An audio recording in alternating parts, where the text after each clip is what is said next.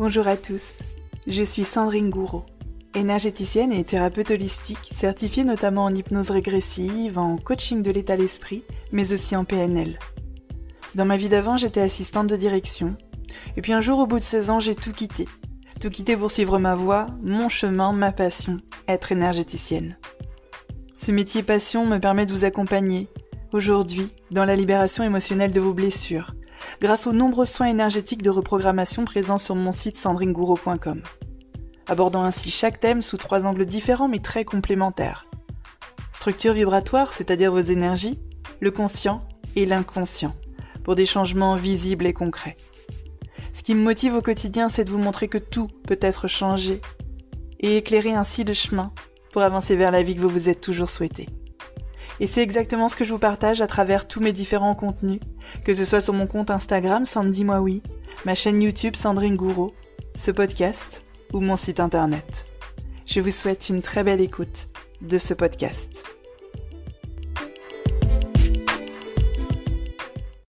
Coucou tout le monde, j'espère que vous allez bien, j'espère que vous allez même super bien, que vous prenez soin de vous, que vous prenez du temps pour vous, que vous voyez à quel point ça fait du bien de prendre du temps pour soi et que vous le méritez surtout. On se retrouve aujourd'hui pour un nouvel épisode de podcast. C'est vrai que ces derniers temps, on a eu un petit peu de mal à trouver des moments pour enregistrer des nouveaux épisodes. Autant quand on a lancé le podcast, on arrivait à en sortir un tous les samedis matins. Puis à un moment donné, c'est vrai que l'entreprise a pris une ampleur qui n'était pas prévue et le temps a commencé à manquer. Donc le temps n'étant pas extensible, parfois il faut faire des choix et c'est vrai qu'il y a des vidéos YouTube, il y a des stories sur le compte Instagram tous les jours, il y a des posts sur le compte Instagram tous les 2 jours environ. Donc c'est vrai qu'il y a déjà pas mal de contenu et que ça devenait compliqué de trouver un moment pour le podcast. Le dernier podcast, c'était sur le bilan de l'entreprise, le bilan professionnel et personnel pour tout le mois de juillet. Et aujourd'hui, on va aborder un sujet mais complètement différent. Alors là, totalement différent. C'est un sujet sur lequel je m'exprime, mais d'une manière plutôt détournée. J'ai tendance à avoir du mal à trouver ma place sur ce créneau-là, on va dire, parce que c'est un sujet, j'irai pas jusqu'à dire que c'est tabou, mais en tout cas, ça met les gens vite dans l'émotion et vite mal à l'aise. Je vais parler de la santé. Alors, je ne vais pas parler de votre santé à vous, je ne vais pas parler de la santé de gens que je ne connais pas, je ne vais pas m'ériger en détentrice de l'unique vérité, non, je vais parler de ma santé à moi, de mes exemples très personnels à moi et qui ne concernent que moi. Et ensuite, vous verrez si cela vous parle, si vous pouvez l'appliquer à vous, si cela fait écho en quelque chose, et si vous pouvez peut-être en tirer certaines leçons et les adapter à votre vie. Aujourd'hui, on va parler donc de la santé, de la mienne, pas nécessairement de ma santé aujourd'hui, mais de ma santé quand j'étais plus jeune. Aujourd'hui, j'ai 40 ans, et là aujourd'hui, j'ai envie de vous raconter une petite histoire personnelle que je n'ai jamais racontée ici. Alors, je ne l'ai jamais racontée en podcast, je ne l'ai jamais racontée en vidéo, ni en live, ni en story, ni en post. Seuls les gens qui me connaissent vraiment, vraiment très bien sont au courant. Et comme je ne me définis pas par mon passé, en général, les gens qui me connaissent depuis peut-être 15, 20 ans ne sont même pas au courant de cette histoire, parce que c'est vraiment pas quelque chose que je raconte souvent. Et pourtant, c'est une histoire très intéressante et surtout, on peut en tirer beaucoup de choses. Elle va aider à illustrer, parce que pour moi, elle illustre à la perfection pourquoi aujourd'hui, je crois fermement qu'on a un vrai pouvoir sur sa santé. Jamais, au grand jamais, j'irai vous dire que vous pouvez guérir n'importe quelle maladie, parce que je pense que parfois il y a d'autres enjeux, il y a d'autres choses que l'on ne sait pas, et on ne peut pas faire ce genre de raccourci, ce serait même plutôt dangereux. Mais je pense qu'on a un vrai pouvoir sur sa santé pour l'améliorer et que même en cas de grosse maladie, on a un vrai pouvoir pour améliorer son état général et son bien-être général. Alors, quand j'avais 13 ans, un jour, je rentre du collège, donc moi j'habitais à Chevry-Cossigny, voilà. S'il y en a certains qui ont ce genre de référence, qui vont se dire « Ah, mais je connais, t'étais pas loin de chez moi !» J'habitais dans un petit village, en tout cas à l'époque c'était un petit village qui s'appelait Chevry-Cossigny et il fallait prendre le bus pour aller au collège de Brie-Contrebert. Et donc c'était un mercredi, je me souviens très très bien, vous voyez comme quoi il y a des choses qui nous marquent à vie. C'était un mercredi, j'avais donc cours le mercredi matin et j'avais surtout sport le mercredi matin. Je me souviens très bien qu'on avait fait badminton, je revisualise tout à fait la scène et la salle polyvalente dans laquelle on était. On avait fait badminton, il s'était rien passé de particulier. J'étais pas plus mal dans ma peau qu'une autre, j'avais des copains, j'avais des copines, il n'y avait rien de particulier à cette époque-là et surtout rien qui s'était passé en particulier ce jour-là. Les choses étaient on ne peut plus normales. On sort, je prends le bus pour rentrer donc dans mon petit village, puisque nous, ça se passait par bus. Et durant tout le chemin dans le bus, j'ai commencé à avoir des symptômes. Alors, tout au long de ce podcast, je vais dire les mots symptômes, mais je ne vais pas vous les décrire comme je ne vais pas vous donner le nom d'une quelconque maladie. Et c'est intentionnel, je ne veux pas de comparaison et je ne veux pas qu'à aucun moment on se dise que j'ai dit que l'on pouvait guérir telle maladie. Donc c'est très important pour moi que ceci reste mon expérience personnelle. Donc j'ai commencé à avoir des symptômes très gênants, désagréables, douloureux en étant dans le bus. Je descends du bus, je rentre à pied chez moi, il y avait encore un petit trajet, c'était un village, et je rentre à la maison, il y avait ma mère, et je me souviens très bien que je lui dis que vraiment ça n'allait pas. Il y avait des choses qui n'allaient pas sur mon corps, c'était horrible en fait. Et je me souviens très bien que j'avais 13 ans, elle m'a quand même mis dans la baignoire et elle m'a lavé, pensant certainement que c'était une réaction due à la transpiration ou voilà, ce genre de choses.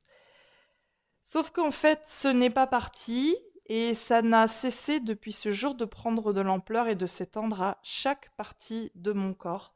C'était des symptômes douloureux, désagréables, euh, qui parfois pouvaient pousser presque à la folie. Et très honnêtement, je pèse mes mots. Parce que quand tu es, oui, je pèse mes mots encore une fois, attaqué de l'intérieur par quelque chose dont tu sais même pas pourquoi subitement, et que c'est plus fort que toi et que ça te cause des douleurs, etc. Peut-être que parmi vous, il y en a qui comprennent tout à fait ce dont je suis en train de parler. Tu glisses lentement mais sûrement vers la folie, parce que c'est vraiment très très difficile à vivre. Et donc mes parents ne me laissent pas comme ça, hein. Bon, bien évidemment, au début, ils ont cru que c'était un petit peu du chiquet, mais au bout d'un moment, ils ont commencé à s'y intéresser, et c'est là qu'a commencé pendant de nombreux mois le tour des docteurs, spécialistes, etc., etc. J'en ai vu du monde, hein. Ah, ils ont joué sur mon corps à tout ce qui est possible. J'avais des piqûres dans tous les sens, j'avais des tests de tout ce qui existait, j'avais des bilans de tout ce qui existait. Visiblement, j'avais quelque chose, on ne savait pas ce que c'était.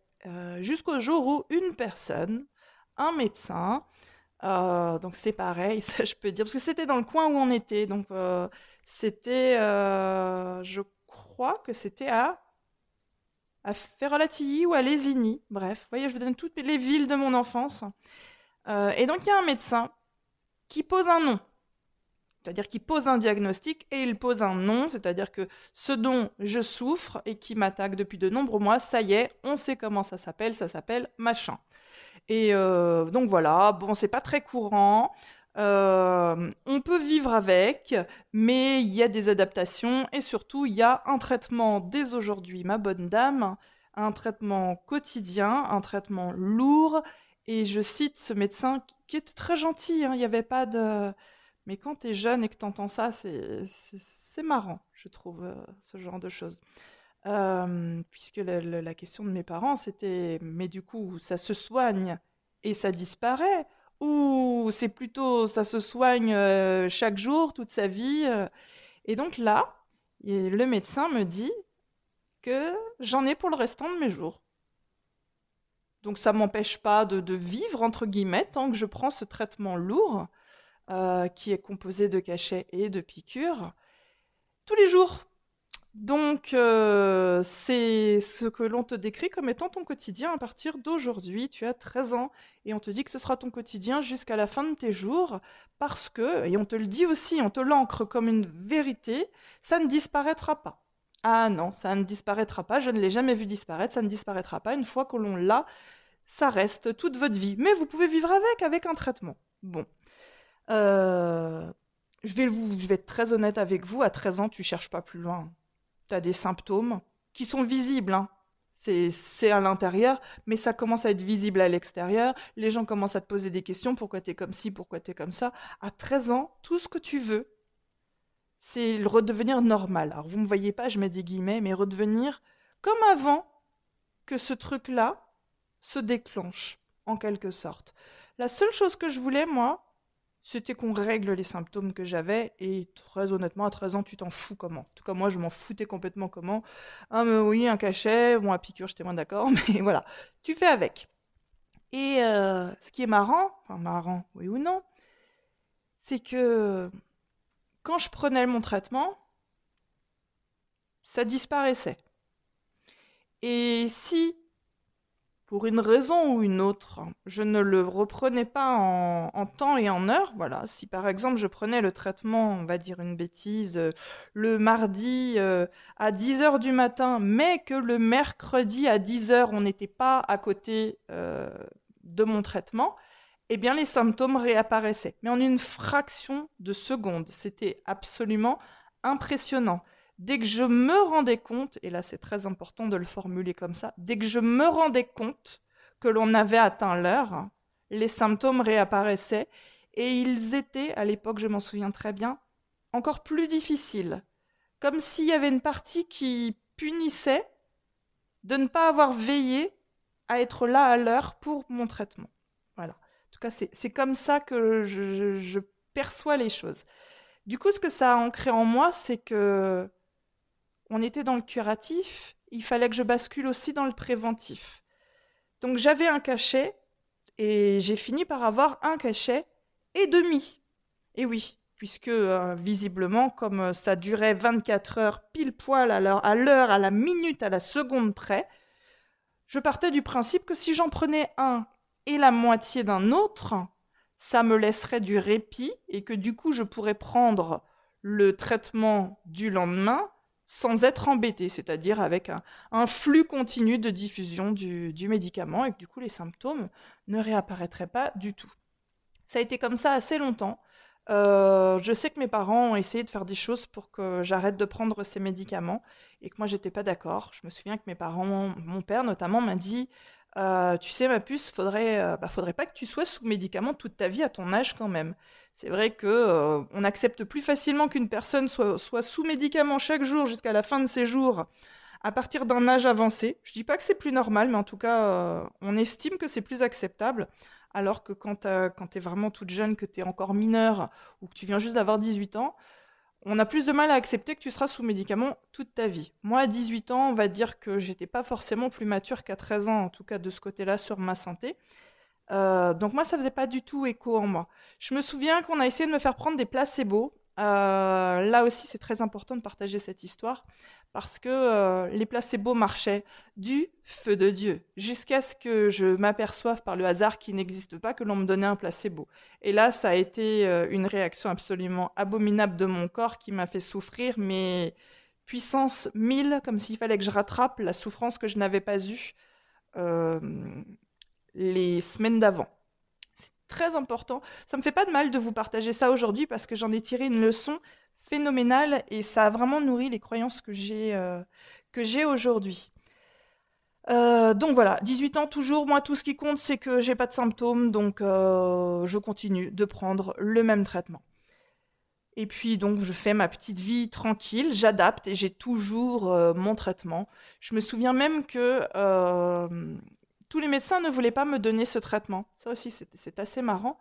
Et du coup il y a eu des fois où j'avais très peur de ne pas pouvoir continuer le traitement. Oui, parce que pour rappel, j'étais censée avoir un cachet par jour et j'étais passée à un cachet et demi. Donc le traitement que l'on me donnait à un moment donné, il ne pouvait plus convenir sur la durée sur laquelle on me l'avait donné. Et je me souviens très bien que ma grand-mère, elle avait un médecin qui était plutôt conciliant et qui du coup faisait un complément de mon traitement. Donc j'avais même de l'avance sur mon traitement, j'en avais plein mon placard et j'étais extrêmement rassurée sur le fait qu'il était là, il m'arriverait rien, j'avais vraiment de quoi voir venir pendant longtemps. Et donc un jour, j'ai eu 26 ans. Et à 26 ans, c'est l'âge auquel je suis tombée enceinte de mon premier enfant, Mathis. Euh, et j'étais pas plus évoluée non plus, on va être très honnête. Pas de développement personnel, pas de développement spirituel, pas de connaissances particulières, vraiment très honnêtement. Mais sans pouvoir vous dire pourquoi, peut-être le bien-être de mon enfant, je n'en sais rien du tout. Mais j'ai décidé, vraiment le jour où j'ai appris que j'étais enceinte, j'ai décidé que je ne voulais pas prendre le moindre médicament pendant ma grossesse. C'était une décision. Je ne voulais pas prendre le moindre médicament pendant ma grossesse. Je n'en ai pas pris un seul. C'est très important de le dire, je vous spoile la fin.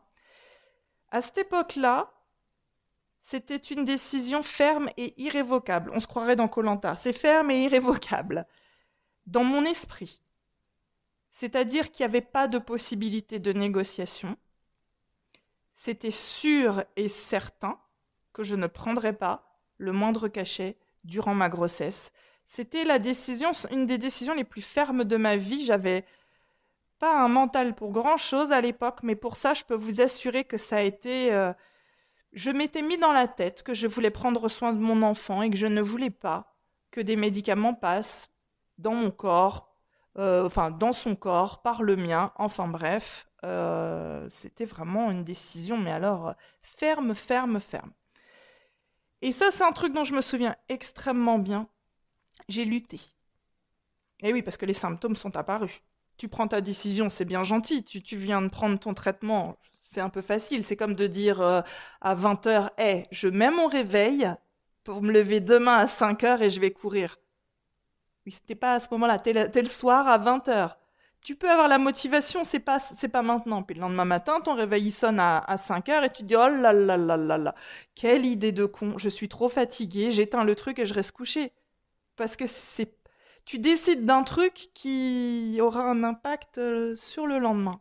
Et donc le lendemain, quand a commencé à approcher l'heure, je fais encore des guillemets, de mon traitement, j'ai commencé à aller mal. Jusqu'au moment où c'était l'heure, et là, ça n'allait pas du tout. Ça n'allait vraiment pas du tout. C'était assez terrible, comme quand j'avais 13 ans et qu'on ne savait pas ce que j'avais, et que du coup, je n'avais pas de traitement. C'était horrible. Tout reprenait le dessus. C'était catastrophique. Sauf que j'avais pris une décision, et qu'à aucun moment, je me suis dit, ouais, mais peut-être que tu peux diminuer ta prise. Non, j'ai même pas essayé de la diminuer. J'ai juste voulu l'arrêter. Et je me souviens que ça a été vraiment très très dur et j'ai lutté pendant 3 jours. 3 jours. Je vous dis pas ça a été horrible pendant 3 semaines, pendant 3 ans. Ça a été horrible pendant 3 jours. Réellement. Et encore, je dis 3 jours, je ne pense pas que sur le dernier jour c'était aussi horrible que les 2 premiers. Et même que le premier jour. Mais j'avais décidé que je ne prendrais pas le moindre cachet durant ma grossesse. Et c'est exactement ce qui s'est passé. Et ces 3 jours ont été très difficiles. Et puis, arrivé au 3e jour, j'ai plus pensé à mon traitement. Et je me souviens très bien, c'est pour ça que je vous dis 3 jours, parce que j'ai un doute. Je me suis aperçue que je n'y pensais plus. Vous savez, un petit peu comme quand on se dit oh mince, ça fait oh là là, c'est l'anniversaire de machin, genre un ex, tu vois, par exemple. Mais j'avais complètement oublié. Alors qu'avant, t'aurais dit, ah, dans 2 mois, c'est son anniversaire. Et là, je me suis dit, mince, mais en fait, j'ai plus du tout les symptômes. C'est ça qui m'a mis la puce à l'oreille au début. C'est que je me suis dit, mais j'ai même plus les symptômes du tout. Ils avaient complètement disparu. J'en ai parlé au médecin, quand même, je faisais plutôt bien les choses, qui ne m'a pas forcé à aller contre ma décision. Il était plutôt d'accord, on va dire, a posteriori, c'est-à-dire, bon, vous avez raison, de toute façon, quand on attend un bébé, il vaut mieux ne pas prendre trop de traitements, surtout le vôtre, il est particulièrement lourd, etc. Bon, en même temps, je l'avais fait, je lui demandais pas son avis, donc voilà. Et c'est vrai que là, il m'a mis un ancrage, il m'a dit, Là, vous êtes motivé par la grossesse, c'est bien. Je vous fais une ordonnance pour quand vous aurez accouché, parce que ça va revenir. C'est fou quand même hein, de prévoir ce genre de choses. Ça aurait pu revenir, j'imagine, après la grossesse. J'avais pas un mental très fort à cette époque-là, donc ça aurait tout à fait pu revenir, sauf que j'ai oublié. On est passé de je me suis créé un mental d'acier de je ne veux surtout pas prendre le moindre traitement pendant ma grossesse pour mon bébé. Dans ma tête, ça devait correspondre à l'idée d'être une bonne mère. Allez savoir. J'étais très jeune. J'avais toujours peur de faire les choses mal. Et c'est vrai que je pense que ça devait venir un petit peu de là. J'ai accouché, il y a eu plein de choses à s'occuper, etc. Et un beau jour, ça devait faire 9 mois que j'avais accouché, au moins. J'ai fait le ménage chez moi et j'ai mes boîtes de comprimés qui sont tombées. Elles sont tombées du placard. J'avais oublié qu'elles existaient, j'avais oublié que j'avais une pathologie. Les boîtes tombent par terre. Les boîtes tombent par terre, il y en a une qui s'ouvre et les cachets, voilà la petite palette de cachets qui se met par terre. Et j'ai regardé ça et je me suis dit, mais oui, c'est vrai que j'avais un truc. Le fait que les cachets tombent par terre, ça m'a remis en tête que j'avais un truc. Mais oui, t'avais une maladie. Mais je me suis dit, mais elle est plus là. J'ai quand même gardé les cachets. Je suis très honnête. De toute façon, comme toujours, je devrais même pas avoir besoin de dire que je suis très honnête parce que je suis toujours. Je les ai gardés un temps. Parce que j'avais une espèce d'ombre au-dessus de la tête. Je me suis dit, mais peut-être que ça peut revenir. Et je crois qu'environ 1 ou 2 mois plus tard, je les ai jetés. Je les ai complètement jetés. Je ne les ai pas ramenés à la pharmacie. Je sais, c'est pas bien. J'avais trop peur qu'on me fasse une leçon de morale. Oui, je suis très honnête. Je les ai jetés. Je les ai jetés. Comme ça, je me suis dit, ils ne sont plus là. Tu n'en as pas besoin. Et je n'en ai plus jamais repris. Du jour où j'ai su que j'étais enceinte et où j'ai décidé que je ne prendrais pas le moindre traitement, mon traitement lourd, avec ma maladie lourde et mes symptômes lourds, qui selon le corps médical devaient rester jusqu'à la fin de mes jours, parce que non, non, on n'en guérit pas, sont partis. Aujourd'hui, j'ai 40 ans, vous faites le rapide calcul.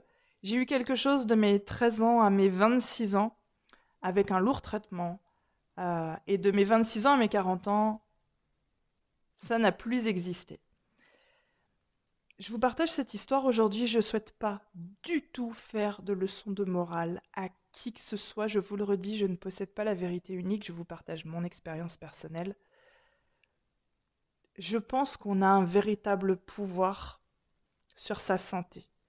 Je pense que quand on trouve le bon levier, et là en l'occurrence, c'était que dans ma tête, il était inscrit que pour être une bonne mère, il fallait protéger son enfant et ne pas prendre le moindre médicament. Je dis pas que c'est vrai, je dis pas que c'est faux, je dis que c'est ce qui était dans ma tête à cette époque-là. J'étais jeune et j'avais terriblement peur d'être une mauvaise mère ou moindre truc.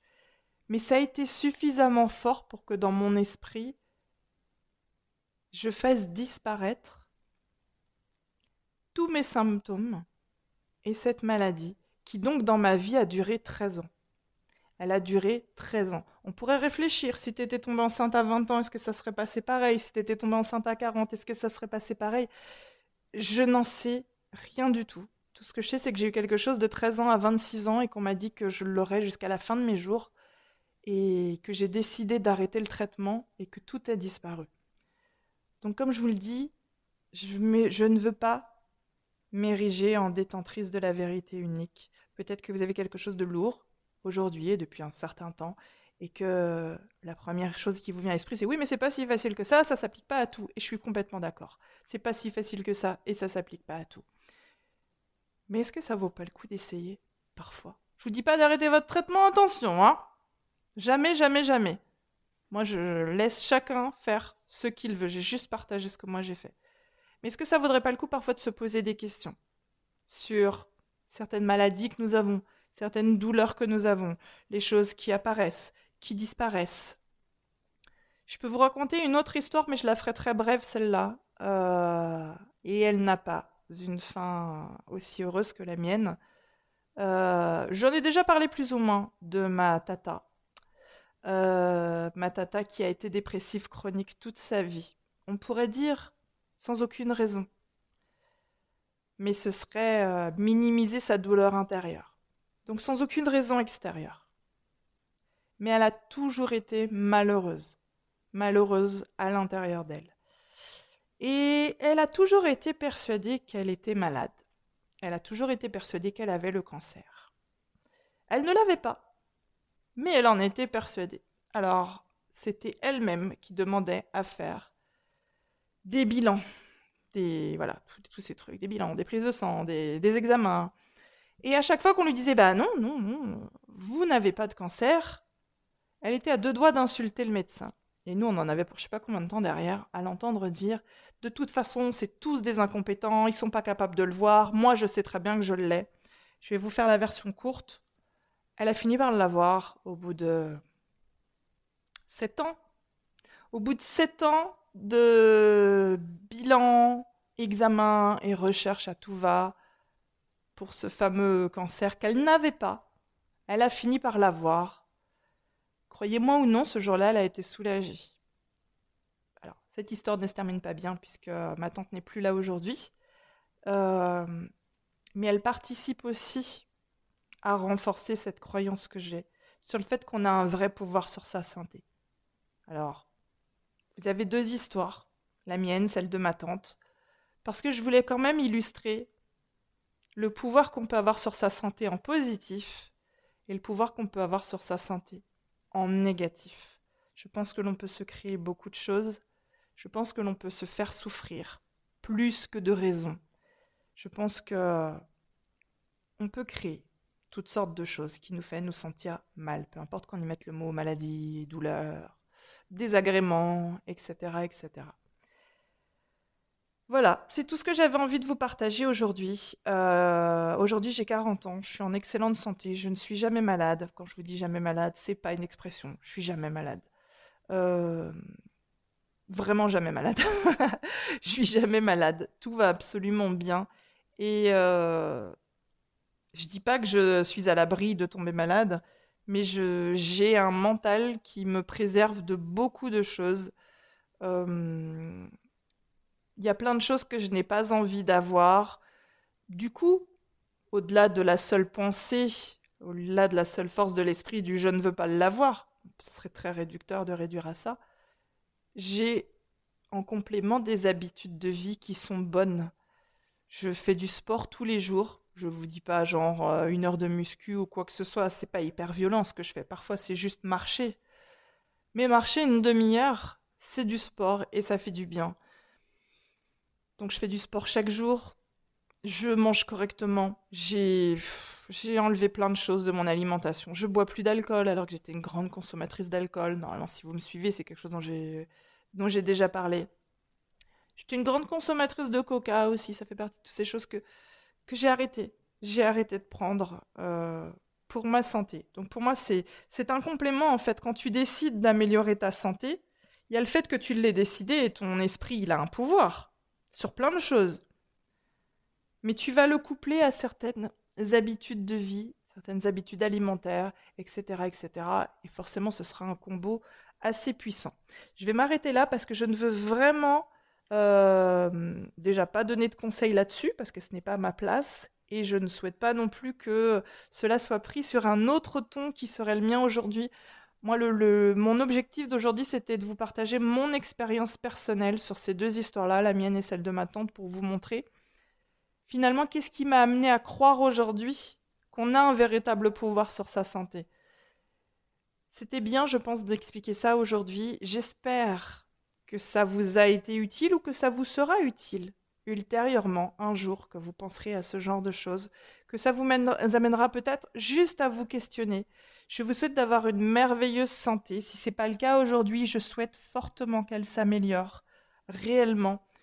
Je vous souhaite de merveilleuses choses et je vous dis à très bientôt, au plaisir pour un nouveau podcast. Prenez bien soin de vous.